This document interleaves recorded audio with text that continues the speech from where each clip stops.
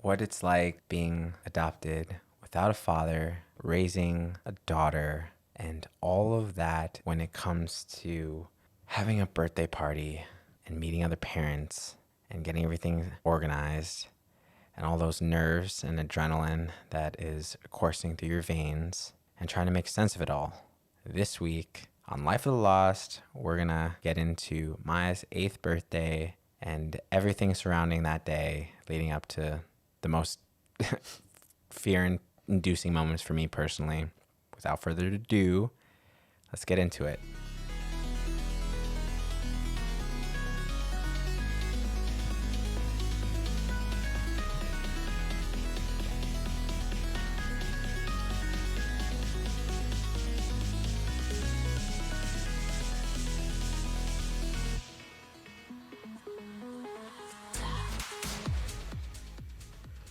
Hello, I'm Sam. And I'm Megan. And on this week's episode, we're going to talk about Maya's 8th birthday and kind of what it means to be parents in all different facets of life. I feel like in today's world, there are so many different kinds of parents who are very much parents who don't necessarily are from blood, but are no less of parents, in my opinion, and I think in all opinions, on the effects that they have on the children's lives that they're involved with. What are the first feelings that you have about that day? I was a little nervous to interact with the parents, I think, because the question always comes up, who I am. It's a little unnerving because Maya calls me Annie, but then everybody will hear that. Hey, Annie, come here. Hey, Annie, let me show you this. Yeah. Can you take this? And then parents, when I introduce myself, it's Megan. And they're probably thinking, maybe they're not thinking, I would be thinking, why did they just call her Annie? Did they say nanny? And that's like a big fear of mine. And then, just the interacting. I didn't know how pickup and drop off was going to work. And just leading up to it was a bit nerve-wracking. Yeah, so I guess starting from the beginning. So this is Maya's second year in her new school that she is a part of. The first year was kind of it was just a very big mess in terms of just trying to get to know people, having Maya making friends. We weren't really involved at all, or as much as we'd like to be with the parents during that time. We came in mid-year. Yeah, so we came in mid-year. Hard. Yeah, so that's one of the reasons why it was so hard, because of the school transition. But this year, we kind of all started off on a fresh slate. We all kind of, I guess some of the parents knew each other, but for better for worse, we all kind of met each other this year as part of this new class. And so Maya had been able to have a lot of time to make friends, meet friends, and she over time grew a pretty close connection with a few of them. And so leading up to her birthday, we were trying to figure out, well, who should we invite? Should we invite the whole class? Should we just invite all the girls from the class? Or should we just invite like particular friends that Maya was friends with in the class? And we opted to, well, we asked Maya, and I was thinking too, and I thought that it would be nice to have her close friends and keep it kind of small. But when we gave her that option, she only wanted 2 people. And I was kind of down with that because I was like, oh, it'll be cheaper. Like, it'll be fine. But Sam was more like, no, like, you need to have more people. Let's talk this out. And she created a list. It was so cute. She wrote her own list. That's fine. And it was of, I think, 8 girls. And I couldn't even pronounce some of their names. And we were dealing with invitations and things like that, which was crazy because this is the first time we've actually hosted an event. So trying to do the invitations kind of on your part. You were trying to do that on your phone. Yeah, so we ended up having a set group of people that Maya ended up wanting to be at her birthday. And I don't know why I didn't put much or more thought into it. Maybe I was just so busy with other things and should have spent more time on it. But I ended up getting all the emails, and Megan helped me kind of associate the names to the email. And I, figured out the time and date and her like headshot for this like Evite a software program that sends invitations digitally now, Which is weird, right? Yes. How did you do it when you were a kid? Do you remember? I sent them out. I'm sure we just sent them out Via mail, or did you hand it out via in mail. school? Maybe no, via mail. Okay. Via mail, yeah. And so that was wild to just do that now. It's just very. I was like, wow, that's weird, but it's cool, I guess. So we sent them all out, but I was like idiot kind of, and I didn't at all want to put any much effort into figuring out whose parents to who. I just said, like, for instance, the child's name and parent 1, parent 2. Like, I thought it was for my records, only for it to go out. And it was just like, Dear parent 1, Yeah. Rebecca. Yeah, it was so. And not all the names were even spelled correctly. God, and it some was of them horrible. were the uppercase, the first letter wasn't uppercased and things like that. And we didn't realize that until they went out. And then we kind of got some mixed up. So somebody had emailed us and they just said, hey, this said it was actually for like Rebecca's parent, but I'm actually Susan's parent. And is Susan invited? She would love to come if so. And so it was very embarrassing because that's, but this person was invited. And I did find out kind of what happened later on our spreadsheet and how things got mixed up. But everybody came, and that was just I think the only hiccup that we had throughout the entire birthday. Mm-hmm. Yeah, no, that and, well, I guess not the only hiccup, but like the one stressful time. I view it more like a stress, like that was a pretty high stress level with the messing up of names. But then also the morning of, just fast forwarding, I guess, to that morning of, and just getting everything ready and just feeling like I'm about to go to like a work convention or something. It felt weird. Like, I felt very nervous. I didn't know any of these parents. I didn't know how anything would go down. I didn't know if they were going to bring gifts. I didn't know if they were going to stay. I didn't know how anything was going to turn out. I didn't know how the people would be when we got there. And it was awkward at first. I was very awkward. I mean, I felt very uncomfortable, but I was trying my best to make it not awkward. So it's on, the place that we went is a gymnastics place, and it's on top of a grocery store. And there is a little entrance in the middle between both grocery stores, two different grocery stores. And one of them is a staircase, which I didn't know until we went up that way. And the other one is an elevator. And when you go up there, it's like a long hallway, and there's a few other, I guess, establishments. It's like dance studios. Yeah.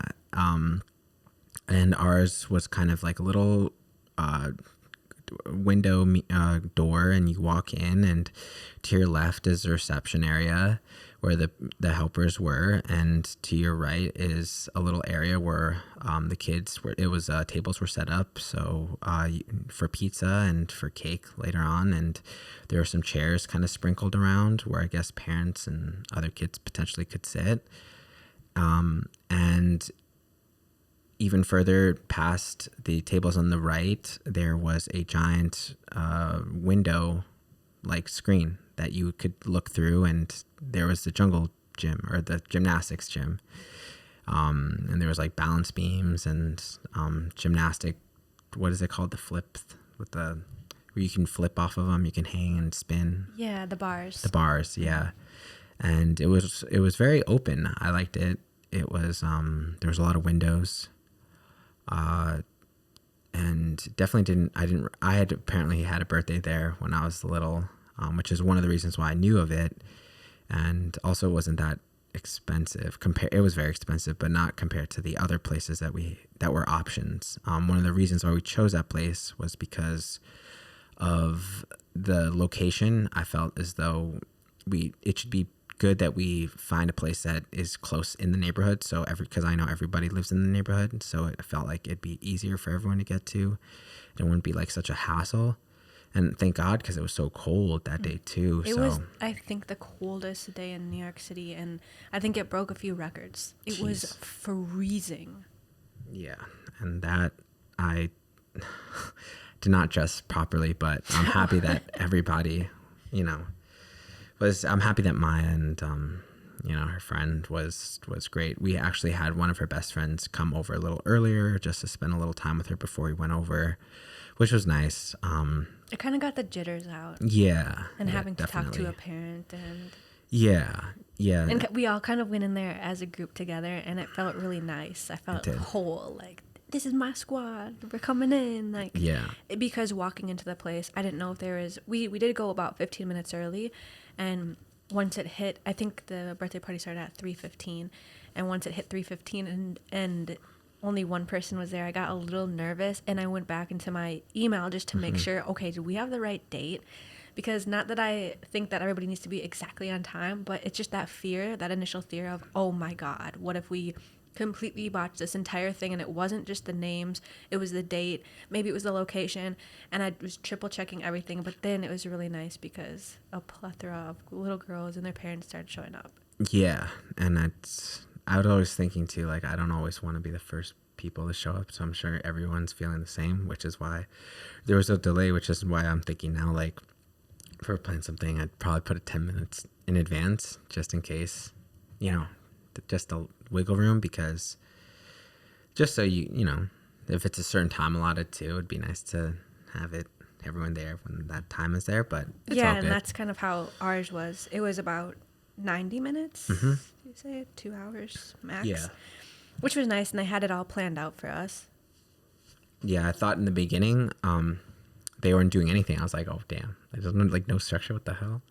And then, but I realized that they were just probably waiting for all the kids. And then when the kids came, then the structure happened, which I was like, oh, Yeah, awesome. there was about a team of 4 girls, and they're older, maybe in their like early 20s, and they were really helping out, and they were Yeah. in the gymnastics area, and they were kind of letting them do a free-for-all for a little bit, but then they kind of had these games that were nicely structured, and they get to run around and do all these flips, and they were helping them out. So that was cool. We were in there.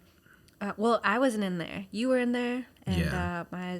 another parent was in there. Yeah. But the drop-off was interesting because I did not think that anybody would really stay. And we didn't put in the invitation whether it's like drop off or stay. Mm-hmm. So I guess.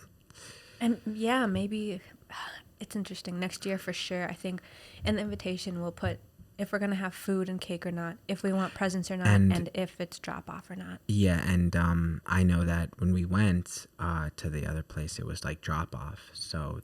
Oh, it did say it specifically. Well, no, but the mom was like, it's drop off. We'll see you in a little bit. Yeah. And everyone kind of got that cue. Yeah. Which was, I wonder if the reason why I said that is I wonder if I was really vocal and just being, it's drop off. You're more welcome to like go home for a bit or whatever you got to do. But you're more welcome to stay. But also, kind of putting them on the spot if they would actually choose to go home instead of just like being like, oh hello. Yeah, I feel like they have to stay because. And the reality of it was there was already me, you, her friend's dad, your mom, and Maya's mom. So there's 5 adults initially. And then maybe people got the hint, maybe I should stay here. Maybe I should not just leave my kid. Although somebody was just very vocal about it and was like, hey, like, I'll be back. I'm going to go run a few errands if that's all right. Yeah, which I liked because it, one of the reasons why I like it is because I felt as though that person could trust me. Mm-hmm. And I appreciate that because I'm somebody who I just want to prove myself as a parent. So for somebody giving me that responsibility like that, it makes me feel good because I think when it comes to kids and other parents, I'm very soft spoken. I don't like stepping on other people's toes. When I'm in my element, I'm very assertive, I guess. I'm not afraid to ask questions or to know, even though it's something strange about knowing and how you show your knowing to somebody else. Yes. It's similar to work in the sense where it's sometimes you might know the right answer, even though so for instance, like me and you, if we're talking about something and I'm saying that I know this and you're saying, but I don't think so, but I'm saying I do though, and this is why, and you're kind of going back and forth, debating a little bit.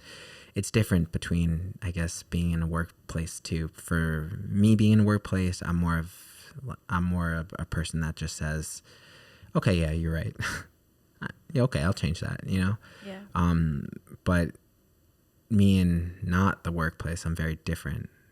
But I guess the point is I'm not different because of how I like to be. I'm just different in the sense where I will be more expressive of my opinion, which isn't a biased opinion. It comes from a very logical, logistical place. Does that make any sense? Instead of just You're not saying, just saying things to say them. yeah, for instance, I guess I'm bringing up the analogy of just, you know, when a father kind of gets maybe or beaten up in the workplace and comes home and just dishes out on their family and just saying like, I'm in control, like you obey me, you respect me, you don't talk back to me, or, you know, discipline like that. Yeah. And more of the sense of I'm more open spoken here for things that I think are right or believe in. I don't know, maybe I'm getting carried away with or not explaining it. Well, I think the difference that it's very difficult how to navigate these situations, how to navigate having a conversation with other parents, because something you brought up to me yesterday, which I guess I haven't really thought too deeply into until you brought it up, was that when we're in New York City, you are in such close proximity to millionaires and billionaires, and also such close proximity to parents who can't afford jackets for their kids, you know, and it's very hard to navigate those conversations because it's whatever class you're in is really going to show in these situations. And that's why people are so judgmental on how you look. Yeah. Because it's the only way that they can understand where you come from. Yeah. So that's in a nutshell. You had always wondered why I'm so judgmental on how you look or how other people look. Why do you care so much, Sam? And that's maybe why. Because it's the only way that I can understand where they've come from. Yeah. At first glance. It's but it's the only thing we have. You know, because which is so frustrating. Because for you, like in the suburbs, I'll say it different. In the suburbs, I can judge you based on your house. I can judge you based on your car. Oh, you got money. That's a nice car. Yeah. You got a nice house. You got some money. Yeah. When you're looking at me, you can't judge me. You can't really. I mean, what you like? I mean, somebody's apartment, maybe a 2-bedroom. And when you're walking but there's out no of an substantial apartment- proof on their Correct. wealth because they're just renting it. And you have no idea if they have another apartment another house in the country. And it's very common here to have another house in the country, to have a cottage home or a summer home to go to. And so you're kind of up against the wall with these parents and you're not really sure how to interact or how they're going to interact. And an example would be while we were sitting there was this one parent talking about how he was raised in Seattle and how things were a bit different and that he's going to... It must be funny too. Sorry, I didn't mean to bring it up, but just imagine like, you know, a white dude just walk into a birthday and there's nothing but colored people there. Yes. And his dad was... Black. Yes. Sorry, I didn't mean to name drop. My mom, you know, just brown. You're brown. I'm brown. Yeah. And I was thinking about that a And little then too, but there was two other others dads.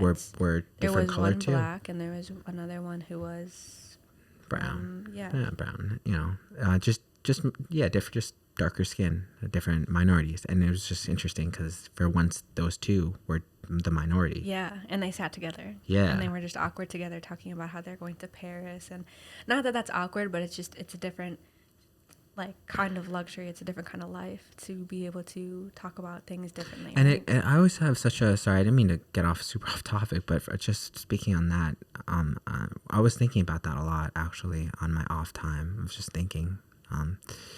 And I was just... It's just interesting to me because when I was growing up, that was what I did. That was a lot of the things that I did, which is travel and do these things with my family. And as I got older, it's not that I didn't have the opportunity. I didn't want that. All the money that I saved wasn't to go on vacations. All the desires that I had of free time after school or after it wasn't to just go on these cool things. And it was interesting because I never felt jealous of when my friends went to Italy or Spain or Barcelona or England or Germany or these areas of really cool places. Only until I became a true adult, only until I actually got to the job that I have now, did those things actually kind of start to bother me. And it's weird because Why? What his comment about being in Paris bothered you? it bothered me because I want to go, but I don't want to go. And me coming to terms with why I don't want to go, and me trying to understand it, that it isn't a better or worse situation. It's just a different life choice that I chose not to go. Like if we wanted to go, we could. We just need to save money, but it isn't a goal of ours. But it is a nice thought of what you could do there and what you can experience there. But again, it isn't something that I would want to do, but it is something that I'd want to do at the same time. And just thinking about that is Not just, having the luxury to do both. yeah,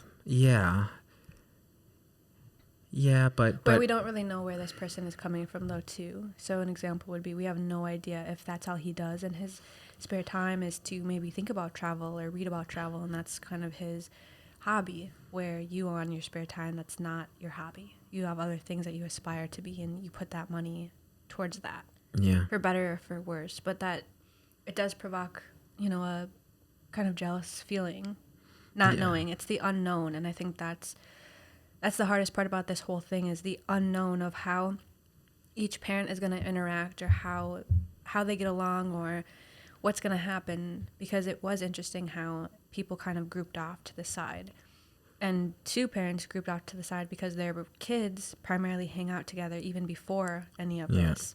So that was kind of cool too, to hear their conversation versus the other parents' conversation, who were kind of grouped off to the side, and they just really, it was very awkward and very forced.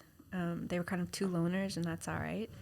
But we did, I think, our best to try to communicate and talk and take pictures and try to be in the moment and try to be there for the people when they needed us. So, like when they were giving out pizza or cake or things like that. Yeah, that was a little nice when we were doing that, because we were able to talk to the other parents. I felt bad because those two were kind of there. But they were very hard. They were very tough to talk to, just because I'm very similar to them. Yeah. I'm very quiet, and I don't really smile much. I'm not a big smiler. Mm-hmm. And I think a lot of that has to do with, I guess, who I am as a person. I'm very loyal to everything around me. Loyal people don't smile.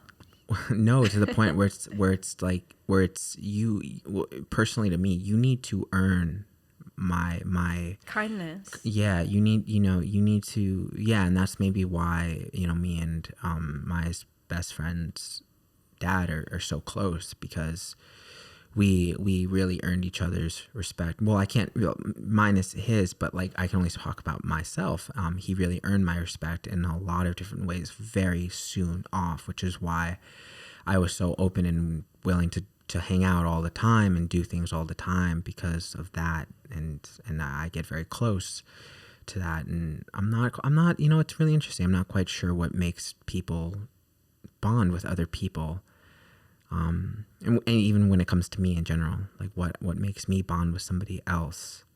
And a lot of that has to do with quieter people. Mm-hmm. And so it's interesting too with them too. I'm not saying that I didn't know how to get along with them. It's interesting because I could actually be quite good friends with them, is kind of also what I was saying earlier in the day with the interesting facet with all of these friends that Maya has. One of their parents I could be very, very close with. I can relate to a lot of many different ways, just for the sake of how similar Maya is to me and how I am so similar to her. It's just interesting. And it wasn't the right setting for those two per se. The other ones were a lot more talkative, especially the not the tall guy, the shorter guy. Yeah, it was way nice. more talkative. But I also, while you're talking, I was thinking about what breeds connections, and I think a lot of the time it's being vulnerable and putting yourself out there. So sometimes how I witness things here is there has to be one person who's very vulnerable and who shares something personal, and then the next person is like, oh God, like I can actually talk about that with this person too, because they're willing to talk about that. And an example I had was when we were at that parent meetup at that bar one time, and I was talking to that girl, and I was like, yeah, I don't really know. She was our age and same skin color, and I was like, I don't really know what I'm doing, and I'm adopted, and so I'm not really like Maya's mom, but I'm doing my best. And then she took that opportunity to say, oh my gosh, I'm adopted too, and I totally know what you're talking about. And that bonded us even closer than us just being parents on the outside, because that's why we were all there, is because we're parents. That initial thought, and then leading all the way to the birthday, what bonded me with that shorter guy was that he was so open about how he was with COVID. He's like, oh yeah, because the girls, they were trying to have these play dates and set them up kind of towards the end, and he was like, yeah, we don't even really worry about COVID, like we're pretty laid back with that, so definitely we can have some play dates and everything is cool, and whatever the case was. And I just said, like, whoa, I'm super appreciative that you were very open and honest with that, because a lot of people, it's very taboo to still talk about. And what's also interesting too, I think, is I played a very emotional card, unaware to even myself, which is I brought my mom. And bringing somebody's mom, especially with men, I can't talk about women because I'm not a woman, but with men, when you see somebody's parent as a man to another man, you really get a glimpse into their world, more so than they would want you to know of them. And to think that somebody who just met me almost knew where I came from is such an interesting thing. And your mom isn't a quiet person. And but that goes into the lines of just seeing somebody who is more pure than the person that they came from, and all of the things that you wouldn't say they say. Yeah. And it was just really interesting, and I think that's what made that guy feel more open to talking, because he knew, oh wow, that's your mom. Yeah. This isn't just like a drop off kind of thing. To me, subconsciously, it's kind of to me. I might be like weird by saying this, but it's kind of saying, I have a knife to your throat, in my sense, where it's like you are showing me such a vulnerable area of who you are, because in the city you can hide all, every member of your family is always hiding in a way. Unless they meet them, you would never know that they are part of them. Yeah. In any facet of your life. Yeah. And even if they have the same skin color and they look like you'll never know who they are until they're in the same vicinity. It's just such an interesting dynamic where it's kind of like you have me by the throat. Like I'm showing you such an intimate part of who I am as a whole. Not to mention you see my daughter, but I see my mom. Now you see who I am. It's like I invited you into my family. It's not just me and as a man, I think that's a lot more deeply impactful, because men are heads of households, and women, they're it's not, you know what I mean? Yeah. But as a protector, so when I use that form of violence, it's very deep for me. It's very, the same way when Anai's dad invited me into his house. It's like almost ritualistic, where it's kind of a ceremony where it's like, wow, thank you for allowing me into your abode, into your sanctuary, into your place of vulnerability. Where your walls are kind of down. and allow me to respectfully uphold the standards that you have in your household by any means. And that's kind of, in a weird way, maybe that's what made those open up too, because we were all talking in a bit. And I don't know how those other two guys were. They just kind of sat around, and even for pizza, we had a whole box left. Yeah. And I went around and asked everybody if they wanted some. And you asked that one guy, and he was like, yeah, sure, whatever. Yeah. And another one was just like, he looked at me as if he's seen a ghost. One of the guys who was sitting The beard? No, the other one. Really? Yeah. And I was like, did I say something weird? Am I drooling? Like, all these thoughts came to my head, and I was like, oh, okay, cool. And just held my composure and just kept going with it. So He looked very he just interesting. looked timid a little bit. He I wouldn't use that word. I would use the word for timid as the other guy. You know what the other guy struck me? His eyes. Yeah. Eyes were like mine, very piercing. Very. Yes. Oh, yeah.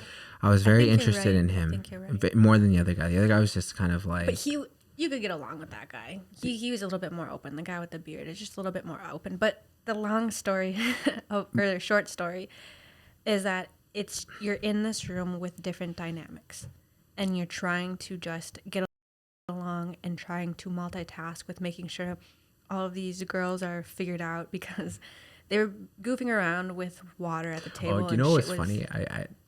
I have to say something. Do you know what's so funny? Huh. So when we were all introducing ourselves, when Maya's best friend's dad introduced himself to the tall guy, Yeah. yo, they had that.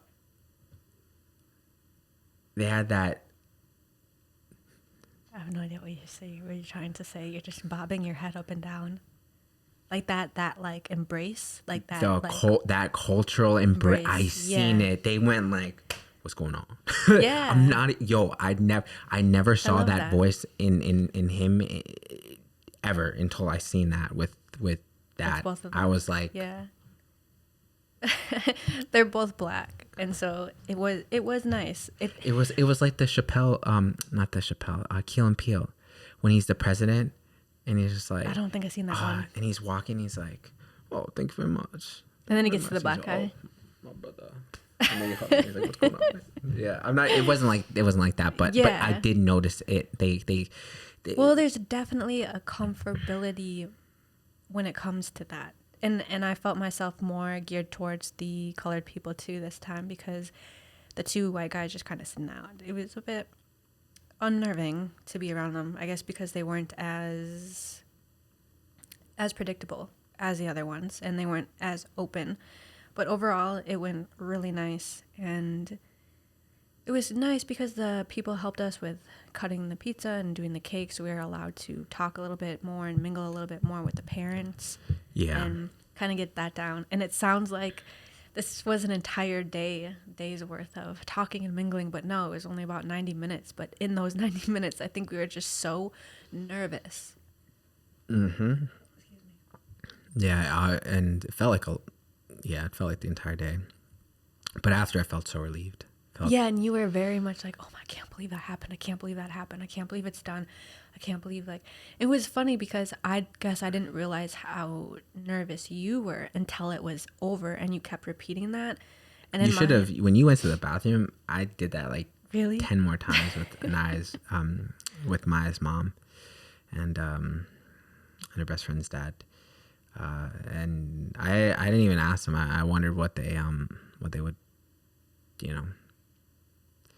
feel like of me, Yeah. how they would feel, how they felt about how I was How you expressing did. myself. Well, it was Not really even nice how I did, but because- how I was expressing myself. Well, he was You know, really when nice when we somebody's got like- back to the house, and he said that, because they came home with us afterwards, and we all hung out for a while. Yeah. But he had said, we did really good. That he feels like he was trying to work on being more open as a parent, being more interactive, because he said he feels like a person who very much stands back and just kind of watches things and isn't as inviting as he was trying to be. I don't know about that, to be honest. I think he was just trying to relate to us. Yeah, maybe. Because he's definitely not like that. He reminds me more of the shorter guys, Meaner, because that's one of the ways that I connected with that guy, because he's more talkative Yeah. than I am, and so with that I'm better, which is why when that other dude who was his eyes made me very, very uncomfortable, because he was doing exactly what I do. So And maybe you can kind of see, though, like, to bring this back full circle, maybe Yeah. why people kind of sometimes get uncomfortable around you. Yeah, I mean, and it's tough because the difference between him and me is but maybe there is no difference. But this is, I'll just say this before I say that maybe there's no difference, is that I feel very trapped in my body. I was adopted, so I felt, I'm gonna be honest, if I was white, if I was him, I would not be like that. I'd be very talkative, very open. Hey, how you doing? You know, how the Everybody's kids? situations are different. I Their know. experiences, and But so I'm you just, but can say that, but you can't really. You I have can no I can say idea. that about me. Yeah. And I can use his body as an example of how I'd be if I were him but me in him. You know? Yeah, like I like trying to understand that sometimes, but then also at the same time, you're just, if you were white, your entire life would be different. In general, you wouldn't have probably been adopted, and you wouldn't feel this way anyway. So would the need even be there to be that way? Exactly, because I'd be talking. I'd be great. I'd be like, I'd say, "Oh, hey, You how's wouldn't it even going?" be you. I wouldn't be me, No. but I would be I understand talkative. what you're trying to say. So, Yeah. If you were white and had piercing eyes, you would be talkative, is what you're trying to say. but the piercing eyes is an indicative of just having piercing eyes. It's indicative of the soul that's behind it. I feel that. So, for example, the other guy was the same, not talkative, but his eyes did not. I didn't get anything from it. He wasn't It was like he wasn't even focusing on really anything. He was just kind of. He was kind. He had really funny comments. Yeah, he was The kids kind of were there. like running. You know, It was funny because we were watching them run into these cushy kind of things, running into them, trying to do flips into them, falling. It was really funny. So he made the mood a little bit more light when he was kind of cracking some jokes. He did? Yeah, Oh, he did. I might have not been there. I might have been in. You were kind of at the side talking about like financial stuff with her mom. Oh. Yeah. Yeah. But towards the end, it was nice too because maybe you want to talk about what happened with that guy and how his daughter's name is Maya.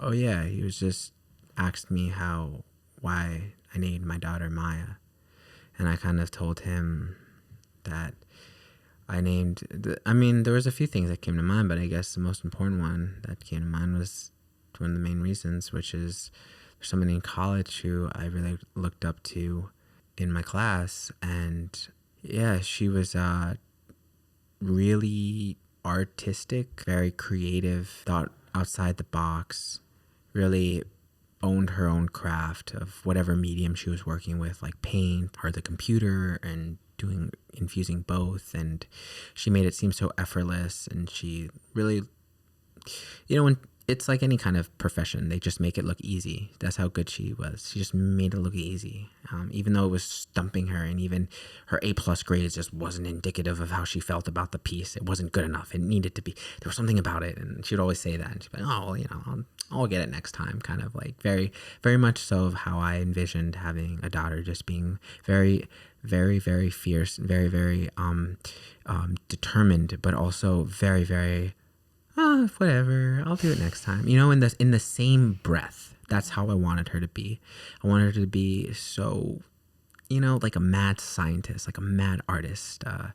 It's one of those just messy, but is creating the most beautiful, state-of-the-art, beyond her age's masterpiece. And she doesn't eat, she doesn't sleep, she's just focused on this. And then she says, it's all right.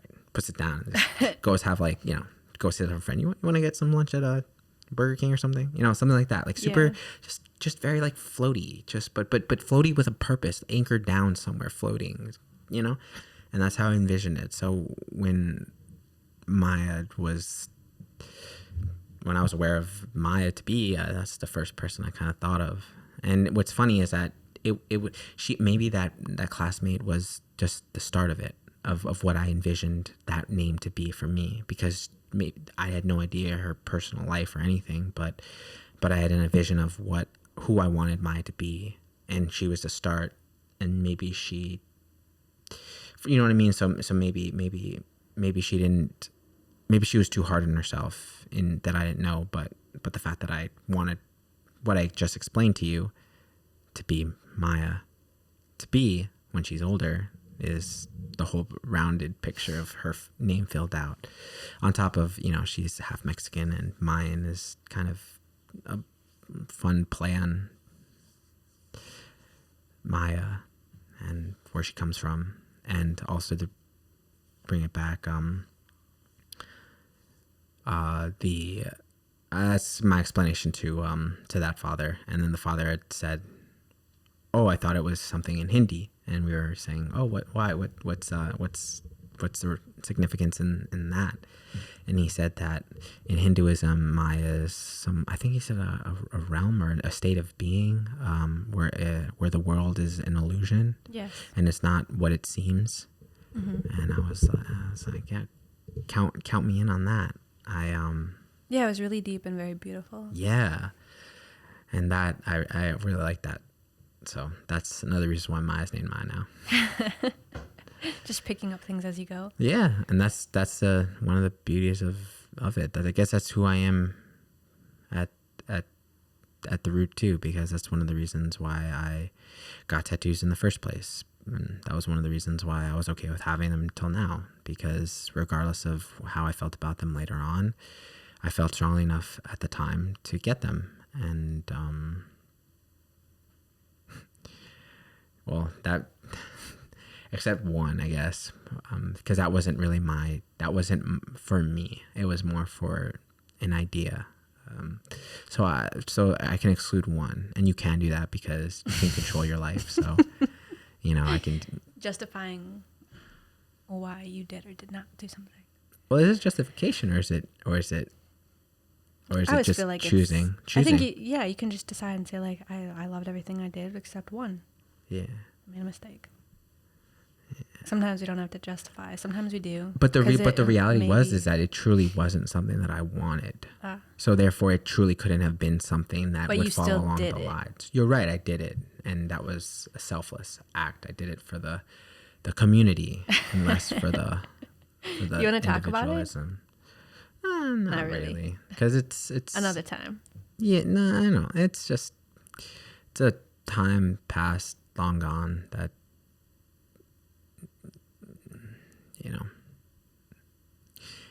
I'm just happy that Maya was a result of it. So this is a silly tattoo someone would get when they're a couple or something. But I know what, I think I respect myself for that, because I think those are one of those things that you do out of passion, and only passionate people, I think, can make mistakes like that. You know what I mean? And I think that something to be said with that, because sometimes people are very scared or very reserved, or have a lot of questions and are nervous about making a decision. And maybe I envy that about myself, because maybe I'm not that person that I once was, or I want to be more like how I used to be, which is more passionate, more risk taking, more just going out there and just showing what I have to offer, and not thinking about anything else, not double guessing myself, and just for better for worse, just laying it all out there. And I like that. I felt dangerous, felt edgy, I felt like, I don't know. Anyways, but wrapping that all up, yeah, it was really nice. It was a really nice time. We went home, we got everything together. We paid that 20% tip, very expensive. And everything was very expensive. Like for 2 cheese pizzas, it was $75. To go get some water for the girls and a bottled water, it was literally, I think, $27. There was a supermarket right below, and so we just opted to go there. The whole birthday was very expensive. I'm really glad that her mom was able to contribute to split it with us, because that was a lot. And then at the end, it was crazy because, they caught us off guard and was like, oh, yeah, so they wanted a tip. They really wanted a tip. And Sam said, well, what do you usually get for a tip? And they said, what, 20 to 30%? No, 15 to 20. Okay. It's like, my goodness. Which is of the total. Yeah. I was. And then when I was like, oh, I only have cash, they're like, oh, we accept Venmo too. And I was like, of course you do. Of course you have another way of taking more money, even though I feel But they always do, though. It's an interesting, like, every place, even with the haircut place, even with I guess I was even with the schools, Venmo. Yeah. I wasn't necessarily anticipating a tip, because I was hoping that because it was so much money, even if we did our even when we did our stuff, we were selling on the street, we had to think about it. What if people don't have cash? Yeah. So when you think about that, I guess it's not as of course you do, Well, but when I said of course you do, it's just like, well, like anybody's gonna always want to opt for other ways to get money. So duh, they would, like, yeah. annoyingly, but I guess they gotta eat too, right? Yeah. So we did that, gave them the cash, left, walked home, hung out for a few hours. I let the girls do my makeup, which was not the best idea. They pretty much made me blackface, and then on top of that, I split everything with them down the middle. They literally put a black line in down the center of my face, and then they each got one side of my face. Each got one hand to paint my nails. Each got one half of my skull to rip my hair. They were insanely rough when they were doing my hair. They were fighting on different hairstyles because they wanted to do it together. They wanted the hair to look nice together, but they were fighting so badly about it. I just had to divide my hair up. It was crazy, but it was nice. We had fun. They hung out for a few hours here, and yeah, that was a wrap on her 8th birthday. Yep.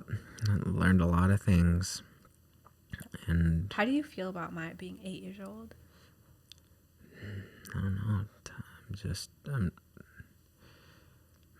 I guess the only thing that comes to mind is just trying to live in the moment, and to try and find the balance between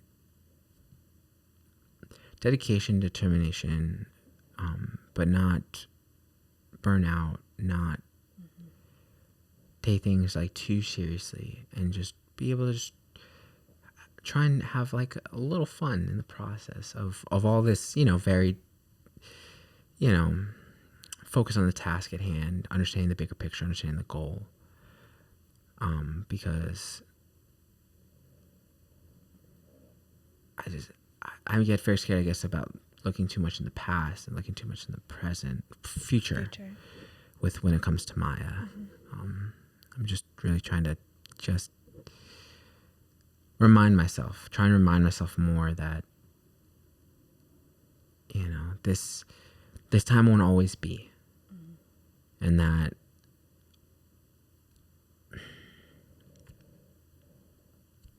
sorry guys if you can hear Ori in the background, he's snoring. And that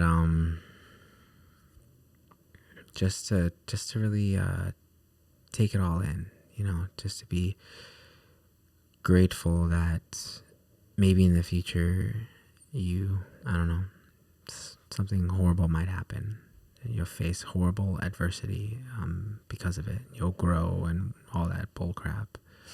But right now, you're okay. You're healthy. You don't have terminal illness. You don't have cancer. You don't have something that, you didn't get hit by a car. Mm-hmm. Just trying to be more in the moment with everything. Yeah, you're not starving. You have a roof over your head. You don't have horrible people that you work with. It's just it could be worse. Yeah.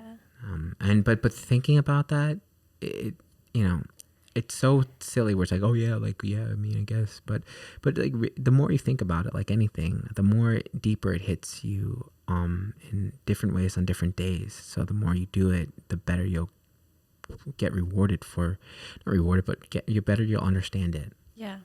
It's just like in the mornings, some mornings I would very much prefer to sleep in than have to get up, because when we do have Maya, the one of us has to get up and be with her. It's not like and try to get her ready. It's not like you can just sleep in and till 8 or 9 and then just say, okay, like let's get the day going, because she's there. So it's like trying to just understand that these things are for a reason. And I used to not really like walking Maya to school because it's just a hassle. It's just a lot. But not really. In hindsight, it's not. It's like one of the most beautiful time I have with her, because she's very open to talking about anything. We get on really random tangents, and I love that. And for, I guess it was really cool too for her birthday. A Friday was her birthday, and we went out to breakfast with her. And then after that, we went and we got donuts for her whole class, mm-hmm. and then we sent her off to school. And then later on the day, she went to Grandma's house to celebrate. And it Yeah. was just these like little extra steps I felt like that we were doing, you know, buy the donuts and going and getting breakfast. And she was so full. She had a bacon, egg, and cheese for breakfast. And she was like, that was the best breakfast ever. And she's holding her stomach. And it was so cute. And she had so much fun. And it's like, you didn't have to do that. You didn't have to go out of your way to do these little things, but to try to make each day special and trying to make her feel like she deserves it. She deserves to be here. She deserves to, you know, feel good. Even though she doesn't really like the attention of when you sing happy birthday, but I think she took it really great. yeah. But that was Maya's 8th birthday. Yep. In the books. That being said, I think we're going to wrap it up. And we will see you next week when we talk about something else. All right, guys. Have a good day. Peace.